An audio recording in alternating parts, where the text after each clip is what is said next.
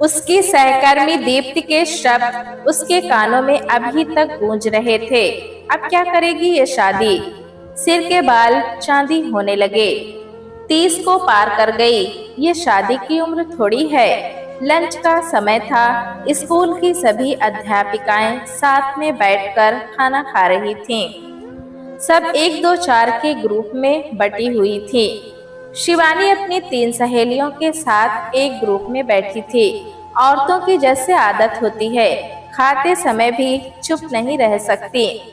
सभी बातें कर रही थीं, अपनी क्लास के बच्चों से लेकर प्रिंसिपल व सहकर्मी अध्यापिकाओं तक की, घर से लेकर पति बच्चों और सास तक की बातें कर रही थी। अंत में हमेशा की तरह बात घूमकर शिवानी के ऊपर आकर टिक गई। निकिता ने कहा, शिवानी तू कुछ नहीं बोल रही है। क्या बोलेगी बेचारी? शादी तो की नहीं, ना बच्चा ना पति ना सास ननद, किसकी बुराई करेगी बेचारी? पता नहीं कब करेगी शादी, उम्र तो निकली जा रही है, संजना ने सहानुभूति दिखाते हुए कहा। तभी दीप्त ने व्यंग्यात्मक लहजे में कहा था, अब क्या करेगी ये शादी? उसके ये वाक्य शिवानी के कानों में गर्म लोहे की तरह घुसते चले गए थे। पहले ही कम बोलती थी, दीप्ति के वाक्यों ने तो उसके हृदय पर पत्थर रखकर मुंह पर ताला जड़ दिया था। उसके मुख पर हजार रेगिस्तानों की सी वीरानी और गर्म धूल की परतें जम गई थी। आंखें जड़ होकर बस खाने की प्लेट पर जड़ हो गई थी। दीप्ति की बात पर निकिता और संजना भी हैरान रह गई थी। उसे ऐसी बात नहीं कहनी चाहिए थी। शिवानी की अभी तक शादी नहीं हुई थी तो उसमें उसका क्या दोष था? सबकी अपनी अपनी मजबूरियां होती हैं। शिवानी की भी थी, तभी तो अब तक उसकी शादी नहीं हो पाई थी। वे चारों हम उम्र थी, सहकर्मी थी, पर उनमें अकेली शिवानी ही अविवाहित थी। बाकी तीनों न केवल शादीशुदा थीं, बल्कि तीनों के बच्चे भी थे। उनके बीच घर परिवार और शादी को लेकर बातें होती ही रहती थी। सभी शिवानी को शादी करने की सलाह देती रहती थी, पर इतनी तल्ख बात आज से पहले कभी किसी ने नहीं की थी। शिवानी अंतर्मुखी स्वभाव की थी, कम बोलती थी, अपना दुख दर्द भी किसी से नहीं बांटती थी।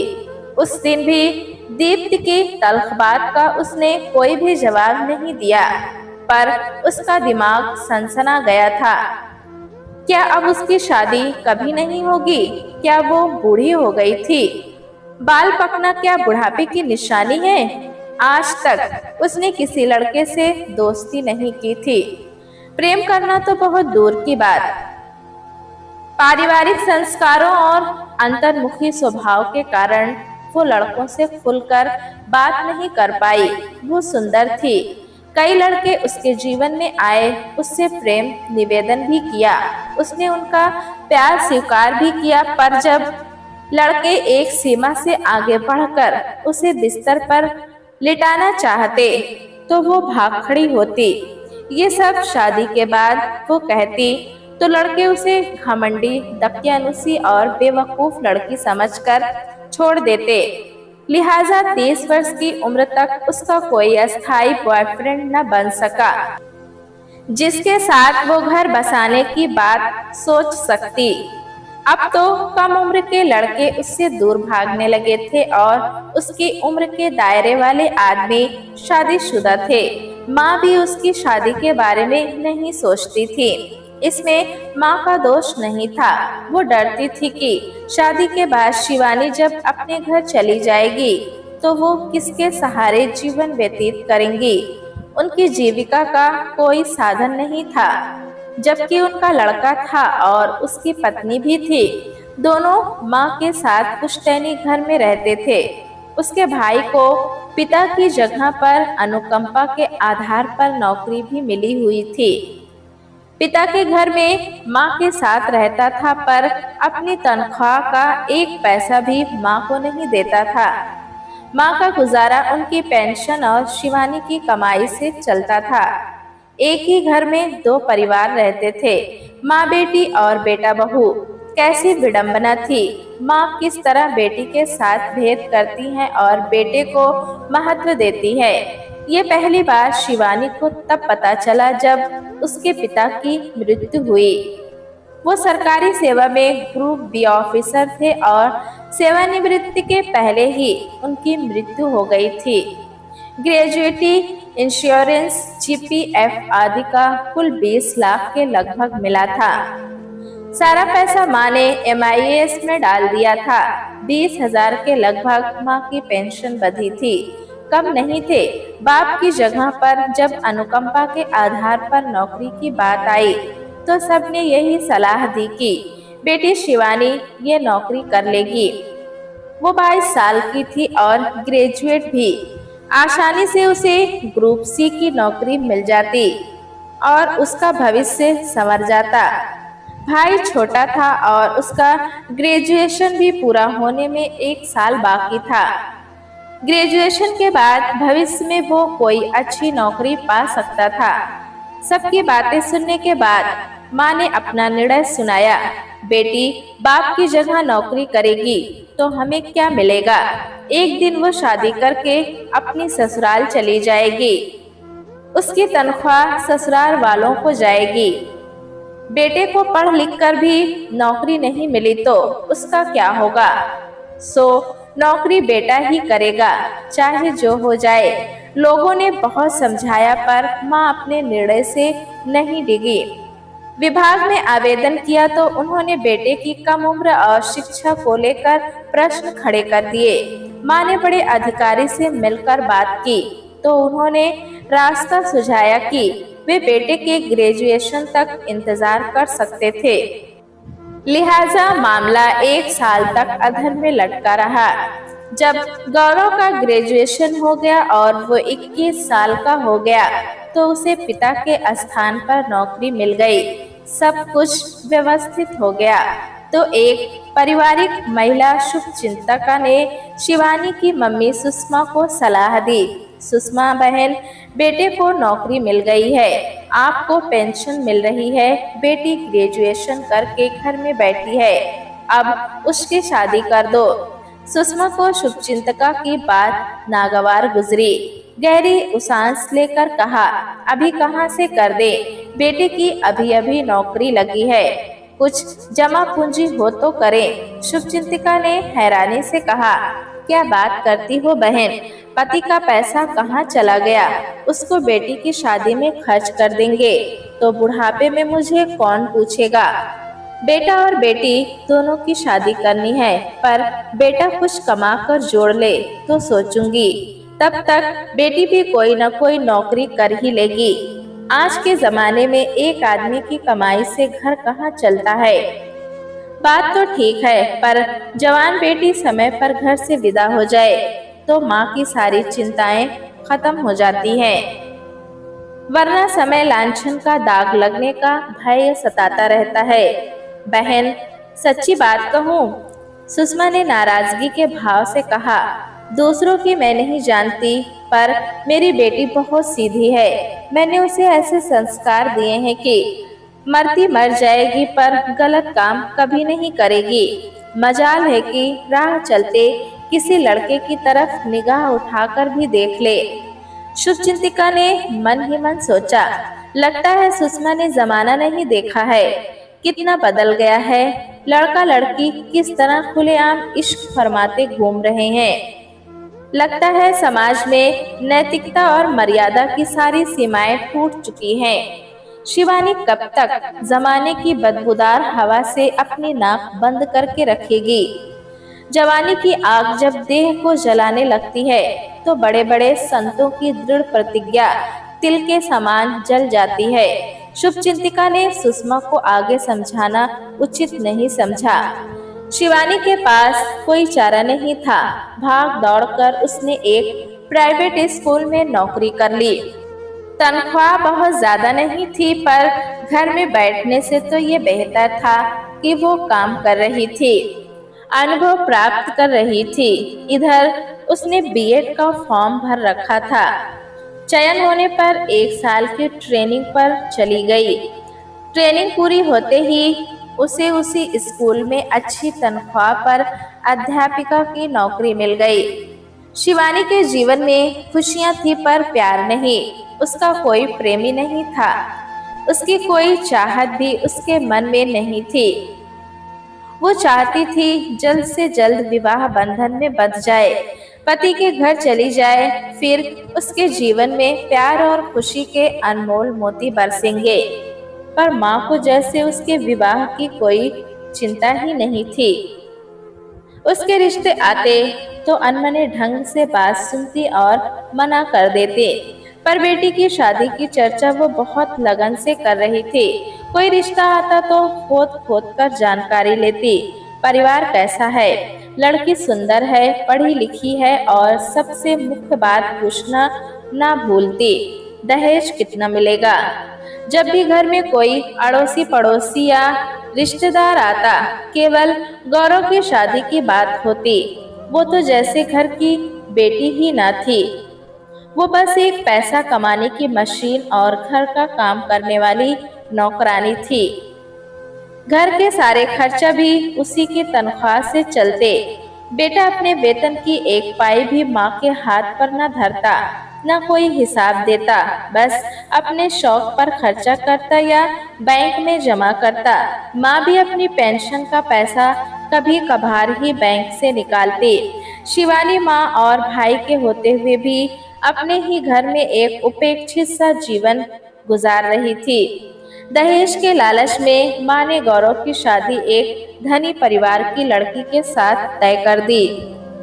पता नहीं सुषमा के मन में क्या था। बड़ी बेटी कुंवारी बैठी थी और उससे 2 साल छोटे भाई की शादी तय कर दी थी, क्योंकि अच्छा खासा दहेज ला रही थी बहू। किसी खास ने सवाल किया तो सुषमा का दिल जला देने वाला जवाब था, बेटा दहेज ला रहा है पर बेटी दहेज लेकर जाएगी। फिर क्यों ना पहले बेटे की शादी करूं। शिवानी के दिल को बहुत चोट पहुंची। पहले वो घर की बातें किसी से नहीं कहती थी, पर ये सारी बातें उसने अपनी सहेलियों से कही। तो निकिता ने कहा, यार समझ में नहीं आता, तुम्हारी माँ सगी है कि सौतेली।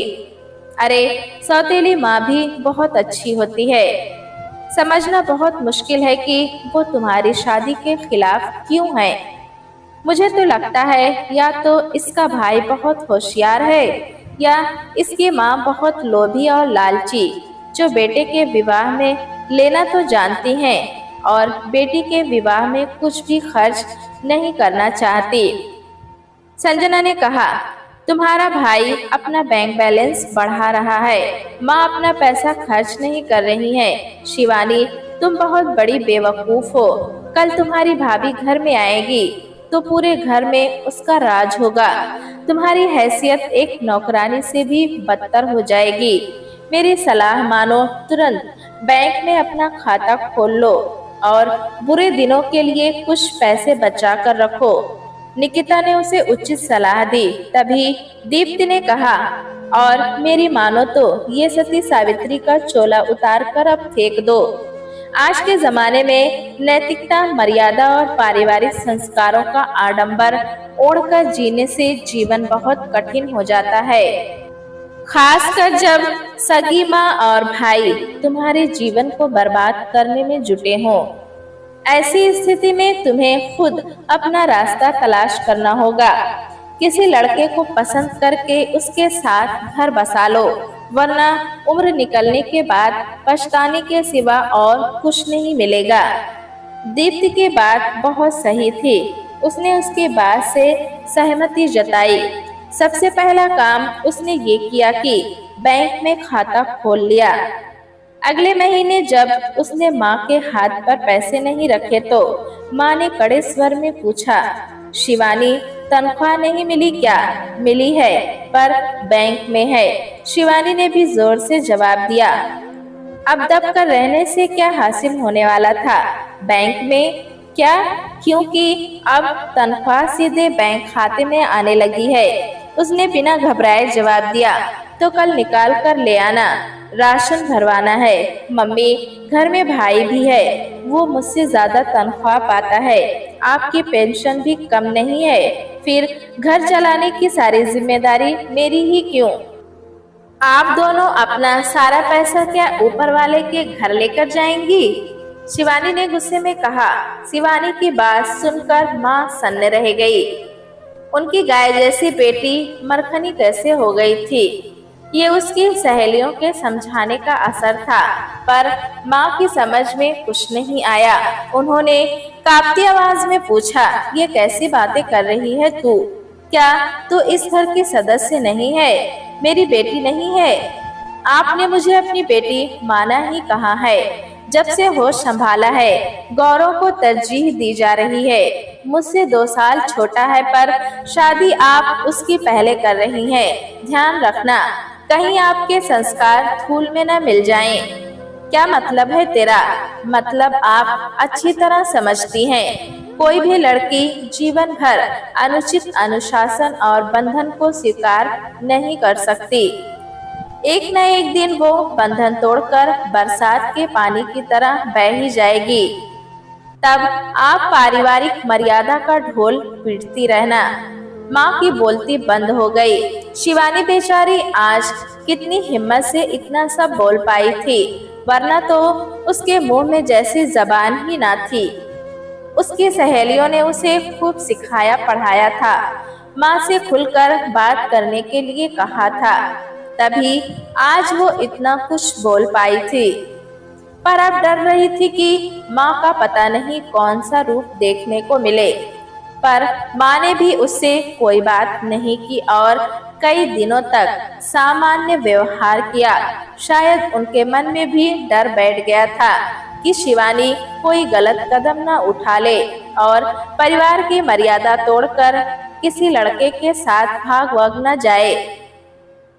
शिवानी ने माँ के सामने बगावत के तेवर अवश्य दिखाए थे, पर आने वाले दिनों में उसका कुछ असर दिखाई नहीं दे रहा था। सब कुछ पहले की ही तरह चलता रहा।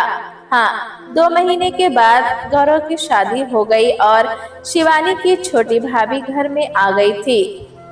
सहेलियां उसे बीच बीच में उकसाती रहती थीं।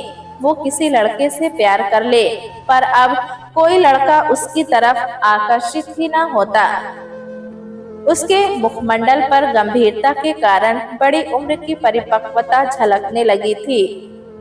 उसके पास भी इतना साहस न था कि खुद किसी लड़के या पुरुष को अपनी तरफ आकर्षित करने का प्रयास कर सके। वो इतनी संकोचित थी कि किसी भी व्यक्ति से बात करते समय उसकी जबान जैसे तालू से चिपक जाती थी। कुछ साल और बीत गए। शिवानी अब 30 की हो चुकी थी। अब वो लड़की कम महिला ज्यादा लगती थी। वो मन ही मन दुखी रहने लगी थी। मम्मी ने तो जैसे ठान लिया था कि उसकी शादी तो दूर, शादी की बात भी ना करेंगी। इस बीच सहेलियों के उकसाने के बावजूद वो किसी के प्यार में गिरफ्तार ना हो सकी। स्कूल में भी कई कुंवारे अध्यापक थे, पर किसी के साथ उसका टाका ना भिड़ सका। और आज दीप्ति ने ऐसी बात कह दी थी कि वो दुख के अथाह सागर में डूब गई थी। काफी देर तक जब वो कमरे से नहीं निकली तो मम्मी ने आकर उसे उठाया। अभी तक लेटी हो? रात हो गई, चलो खाने का प्रबंध करो। शिवानी ने लेटे लेटे ही जवाब दिया, मेरा खाने का मन नहीं है, खुद बना लो। बहू से कहो, वो क्या जीवन भर महावर लगाकर बैठी रहेगी? शिवानी के स्वर में तीखा व्यंग था। बहू लाखों का दहेज लेकर आई थी, इसीलिए मम्मी कभी उसे घर के किसी काम के लिए ना कहती थी। शिवानी के रूप में बिना तनख्वाह वाली सीधी साधी गऊ जैसी नौकरानी जो मिली थी, पर अब उसे सिधाई का चोला उतार कर चंडी बनकर जीना होगा। कब तक उड़ती रहेगी? क्यों नहीं अपने लिए नया रास्ता ढूंढ लेती? अभी भी देर नहीं हुई थी। माँ कुड़कुड़ाती हुई चली गई। इस रात शिवानी ने ना तो घर का कोई काम किया, ना खाना खाया। माँ ने भी उससे खाने के लिए नहीं पूछा। डायन माँ भी अपने बच्चों से इस तरह की बेरुखी और बेदर्दी नहीं दिखाती, पर सुषमा किसी और मिट्टी की बनी थी। कोई माँ अपनी बेटी की दुश्मन नहीं होती, पर कुछ माएं बेटों के प्यार में अंधी होकर बेटियों का जीवन बर्बाद जरूर कर देती हैं। सुषमा बेटे के लिए सारा पैसा बचाकर मरना चाहती थी। दूसरे दिन सुबह शिवानी बहुत शांत थी। उसने मन ही मन एक निर्णय ले लिया था। अब कोई दुविधा उसके मन में नहीं थी। निकिता और संजना ने कहा, शिवी, कल तेरे साथ बहुत बुरा हुआ। दीप्ति को तुझसे ऐसी बात नहीं कहनी चाहिए थी। तू अभी भी शादी कर सकती है। दीप्ति ने पश्चाताप भरे स्वर में कहा, शिवी, मुझे माफ कर दो। मैंने जो कहा था मजाक के तौर पर कहा था, पर बात इतनी गंभीर हो जाएगी मैंने सोचा ही ना था। प्लीज मुझे माफ कर दो। मेरे मन में तुम्हारे प्रति कोई दुर्भाव नहीं है। मैं जानती हूँ दीप्ति, शिवानी ने मुस्कुराकर कहा और उसका हाथ पकड़कर सहला दिया। मैं तो उस बात को भूल चुकी। अब मैंने कुछ और निर्णय ले लिया है। क्या? शिवानी के भाव से तीनों ने उसके चेहरे को देखा। उसने जवाब दिया, अब मैं माँ के संरक्षण से बाहर निकलकर अपना स्वतंत्र जीवन जीना चाहती हूँ। तुम लोग मेरे लिए एक किराए का कमरा ढूंढ दो। माँ और भाई को बता दिया। नहीं, मकान मिलने पर बता दूंगी। घर ढूंढने के बजाय अगर तुम अपने लिए वर ढूंढ लो तो ज्यादा बेहतर होगा। निकिता ने सलाह दी। वो भी ढूंढ लूंगी, तुम मेरी मदद करोगी? दीप्ति इतनी देर से कुछ सोच रही थी। अचानक बोली, शिवी, मैं एक बात कहूँ, पर यह ना समझना कि मैं फिर से तुम्हारा मजाक उड़ा रही हूँ। तुम बताओ तो सही। निकिता ने उसका उत्साह बढ़ाया। मेरी नजर में एक रिश्ता है, पर तुम्हें शायद वो अच्छा ना लगे। अच्छा क्यों ना लगेगा? संजना ने पूछा। क्योंकि वो कुंवारा नहीं है, विधुर है और उसकी 5 साल की एक बच्ची भी है। विधुर और एक बच्ची का बाप, निकिता के मुंह से निकला। उसने शिवानी को देखा। वो शांत थी। संजना भी हैरान थी कि दीप्ति फिर से शिवानी का मजाक बना रही थी। बोली, यार, कल भी तुमने उसका दिल दुखाया था और आज भी। हाँ दीप्ति, शिवी अभी इतनी बूढ़ी नहीं हुई है कि उसके लिए कुंवारा वर ना मिले। आज लड़के 30 साल की उम्र के बाद ही शादी करना पसंद करते हैं। प्रयत्न करेंगे तो उसके लिए अच्छा वर जरूर मिल जाएगा। वैसे वो है कौन जिसकी तू बात कर रही है? संजना ने जिज्ञासा से पूछा। दीप्ति का उत्साह मर गया था। फिर भी उसने बताया, मेरा ममेरा भाई है। उसकी पत्नी कुछ वर्ष पहले मर गई थी। घर में माता पिता और एक बेटी है। सरकारी नौकरी में है। उम्र ज्यादा नहीं है, 34 या 35 साल। बस कमी इतनी ही है कि वो विधुर है और एक बच्ची का बाप है। कुछ पलों के लिए सन्नाटा पसरा रहा। फिर निकिता ने कहा, रिश्ता तो अच्छा है, पर क्या शिवानी तैयार होगी? पराई माँ की बच्ची को अपना कर उसे माँ का प्यार दे सकेगी? पर क्या शिवानी की माँ ऐसे रिश्ते के लिए तैयार होंगी? संजना ने सवाल खड़ा किया। इसकी माँ जब कुंवारे लड़के के साथ शादी नहीं करा रही है, तो वो विधुर के साथ शादी के लिए कैसे मान जाएंगी? निकिता ने कहा। फिर कैसे होगा? संजना ने भवें नशा कर पूछा। शिवानी सबकी बातें गौर से सुन रही थी और मन ही मन कुछ बुन रही थी। उसके दिमाग में विचार बहुत तेजी से दौड़ रहे थे। उसे जल्द ही निर्णय लेना होगा, वरना एक दिन वो महिला से बूढ़ी स्त्री में बदल जाएगी। तब उसके हाथ में जीवन के सुखमय पल नहीं, बस सूखी रेत के रसीन कर होंगे जो उसकी आंखों में सदा किरचों की तरह चुभते रहेंगे। अब उसकी आंखें शिवानी के ऊपर टिकी थी। शिवानी ने ज्यादा देर उन्हें पशुपेश में नहीं रखा। धीमे से बोली, मुझे दीप्ति के कजिन का रिश्ता मंजूर है। सभी हैरान रह गए। शिवानी से ऐसे उत्तर की अपेक्षा किसी ने नहीं की थी। सभी समझ रहे थे वो मना कर देगी। सबसे ज्यादा आश्चर्य निकिता और संजना को हुआ तो सबसे ज्यादा खुशी दीप्ति को हुई। पर वे तीनों नहीं जानती थी कि भविष्य में पति और माँ की दुगनी खुशियाँ जो शिवानी को प्राप्त होने वाली थी, उनके बारे में सोचकर वो अभी से रोमांचित और अभिभूत हो रही थी। क्या तुम एक लड़की को माँ का प्यार दे सकोगी? निकिता ने पूछा। हाँ, शिवानी ने दृढ़ स्वर में कहा। अपने जीवन में मुझे मेरी माँ से जो उपेक्षित व्यवहार मिला है, उससे मैं समझ सकती हूँ कि ममता से वंचित लड़की के हृदय पर क्या गुजरती है। मैं अपनी होने वाली बेटी को ऐसा प्यार दूंगी कि लोग मुझे असली माँ समझेंगे। मैं तुम्हारी भावनाओं को समझ सकती हूँ, पर तुम एक बार फिर से रात में सोच लो, कल बताना। संजना ने सलाह दी। उसे सलाह देने की आदत सी थी। नहीं, अब सोचने का वक्त नहीं है। जितनी जल्दी हो सके मैं माँ के नरक से बाहर निकलना चाहती हूँ। अब जब तुम दीप्ति के भाई के रिश्ते के लिए राजी हो, तो तुम्हें किराए का कमरा क्यों चाहिए?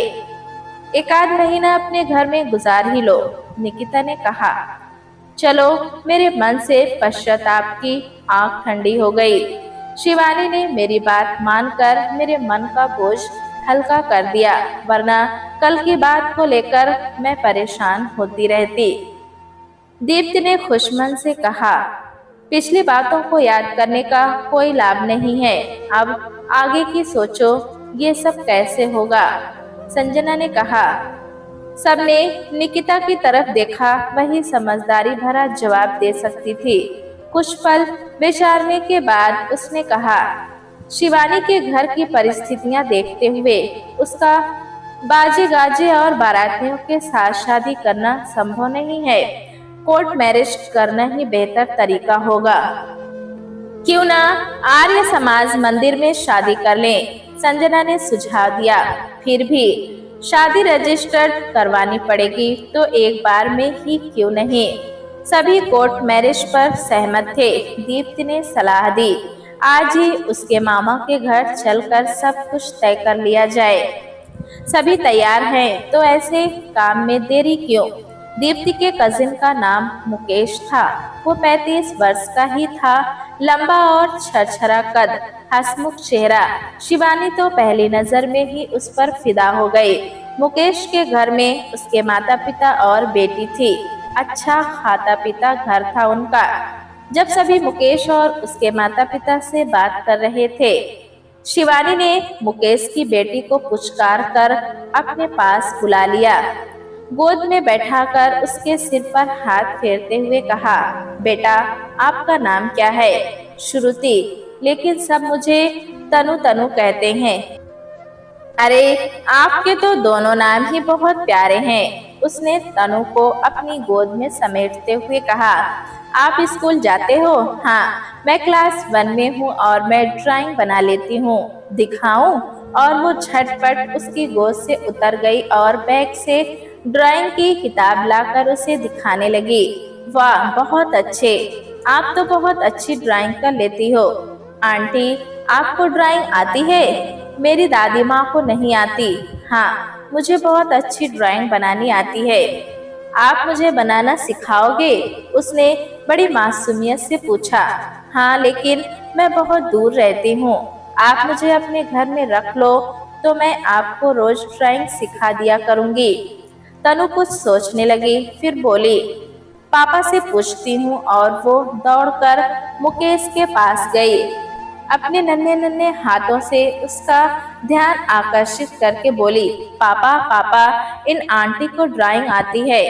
आप इन्हें घर में रख लो, तो मुझे अच्छी ड्राइंग बनाना सिखा देंगी। तनु की भोली बात पर सभी हंसने लगे। तनु की समझ में नहीं आया कि सभी क्यों हंस रहे थे। मुकेश ने पूछा, ये आंटी आपको अच्छी लगती हैं? हाँ पापा, आप इन्हें अपने घर में ले आओ। ठीक है बेटा, आप जैसा कहोगे। उस दिन शिवानी को जीवन की सारी खुशियां मिल गई थी। खुशियों के उड़न खटोले में उड़ती हुई जब वो घर पहुंची, तो सुषमा रौद्र रूप लिए उसका बाहर इंतजार कर रही थी। स्वर में कोई प्यार, ममता और दुलार नहीं, बल्कि सौतेली माँ जैसा व्यवहार। कहाँ से मुंह काला करके आ रही हो? शिवानी के मन में आनंद का सागर लहरा रहा था। उसने शांत भाव से कहा, माँ, मैं तुम्हारी सगी बेटी हूँ, कभी प्यार से भी पूछ लिया करो, इतनी देर कहाँ कर दी। उनके स्वर की तलखी कम नहीं हुई थी। शिवानी ने सोचा, बता ही दूं, एक दिन बताना ही है। बोली, माँ होते हुए भी जो जिम्मेदारी आपको निभानी चाहिए थी, वो मेरी सहेलियां निभा रही हैं, इसीलिए देर हो गई। क्या मतलब? माँ ने भौवें ऊंची करके पूछा। उनकी समझ में सचमुच कुछ नहीं आया था। अपने लिए वर ढूंढने गई थी, शिवानी ने साफ साफ बता दिया। सुनकर माँ के तोते उड़ गए, कानों पर विश्वास नहीं हो रहा था। फटी आंखों से उसे देखती रह गई, फिर बोली, तुम्हारी शादी के लिए पैसा कहाँ से आएगा? क्यों? पापा की मृत्यु के बाद जो पैसा मिला था वो कहाँ चला गया? उसमें मेरा भी तो आधा हिस्सा है। उसके बारे में सोचना भी मत, सुषमा ने चेतावनी देते हुए कहा। तुम भले ही घर से भागकर शादी कर लो, पर उस पैसे के बारे में कभी सोचना भी मत। गौरव नया प्लॉट खरीद रहा है, उसके लिए पैसे बचा कर रखे हैं। शिवानी के मुंह में ढेर सारी करवाहट घुल गई। मुंह पर थूका भाव लाते हुए बोली, यही तो आप चाहती थी कि मैं कहीं भाग जाऊं, पर बचपन में ऐसे संस्कार ही नहीं दिए। बेटी को अनिच्छा से पालना और बड़ा करना, फिर उसे पर्दों में बंद करके रखना, ताकि कहीं मुंह काला करके परिवार की झटी मर्यादा को मटिया मेट न कर दे। यही आप जैसी माओ ने सीखा है। आपकी इसी गंदी सोच ने देश की बेटियों का भविष्य गर्क कर रखा है। माँ, आप चिंता ना करो, आपके पति और बेटे की कमाई का मुझे एक ठेला भी नहीं चाहिए। जीवन में खुशियों से बढ़कर खुश नहीं होता।